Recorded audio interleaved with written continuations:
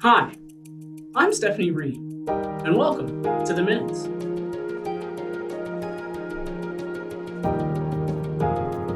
Thanks for listening today. It's great to have you along in The Minutes for the week of September 15th, 2025. This is a City of Thunder Bay podcast. The Minutes takes a look at what happened at Thunder Bay City Council this past week. You can find The Minutes wherever you get your podcasts, including our YouTube channel and our website, thunderbay.ca/The Minutes. And don't forget to subscribe so you never miss an episode. This week's City Council meeting was a fairly light agenda, but one item in particular, the final word on the location of the city's temporary village initiative. We'll get into that in a little more detail later when I will be joined by the city's Director of Strategy and Engagement to talk about what comes next. The meeting began a few minutes late following the completion of a closed session. Once in open session, Mayor Boschkoff offered the land acknowledgement. For those just getting into this new process, the land acknowledgement is part of the new meeting procedures, and each week a different member of council will take on that responsibility. After the land acknowledgement comes O Canada, this week performed by the Silver Sounds Choir. This too is a new part of the procedure. Each city council meeting will now open with a performance of the national anthem, sung or played by members of the community.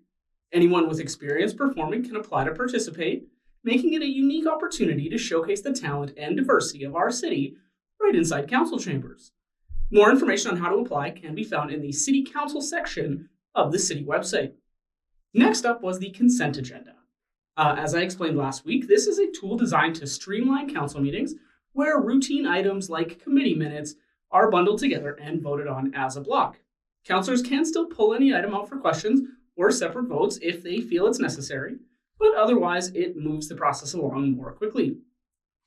This week's consent agenda included the minutes from the Clean, Green, and Beautiful Committee, the minutes from the Earth Care Advisory Committee, 2 property tax adjustment applications, the minutes of previous city council meetings, the minutes of the previous committee of the whole closed session meetings, and the McKellar ward meeting minutes.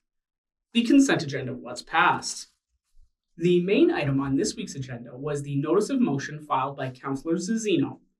Last week, he had signaled his intent to bring forward a motion to rescind Council's earlier decision to locate the temporary village in the area known as the Hilliard site.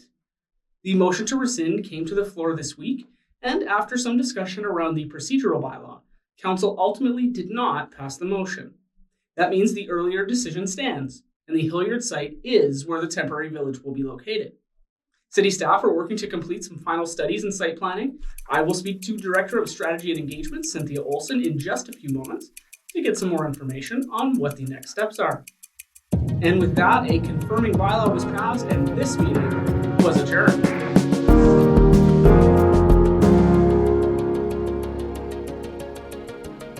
Of course, the most significant item at this week's meeting was Council's decision not to rescind their earlier vote on the location of the temporary village. That means the decision is now final, and the project will move forward at the Hilliard site. With Council's direction now clear, the focus shifts to next steps, the planning, preparation, and eventually construction. To talk more about what comes next, I am joined by the city's Director of Strategy and Engagement, Cynthia Olsen, who will walk us through the next steps. Hey, Cynthia, thanks for joining us on The Minutes. Hi, Steph. Thanks for having me. So what happened at this meeting? Well, after a robust discussion at Council on the 16th, City Council voted to continue with the temporary shelter village at the Hilliard site, which is 879 Alloy Place. And so what are the next steps that staff are working on?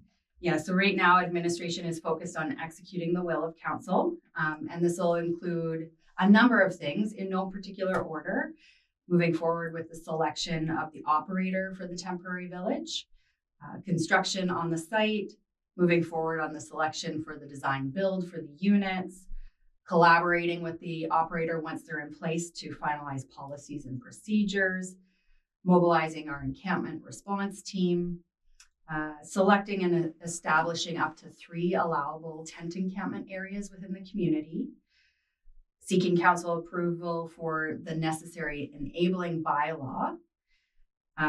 We have committed to establishing a neighborhood liaison committee, so we'll get that up and running, along with establishing a people with lived experience advisory group. We'll work with residents and businesses to better understand the concerns that they've raised and work to implement appropriate mitigation measures. We're going to continue to seek additional funding from other orders of government to reduce the cost to the city.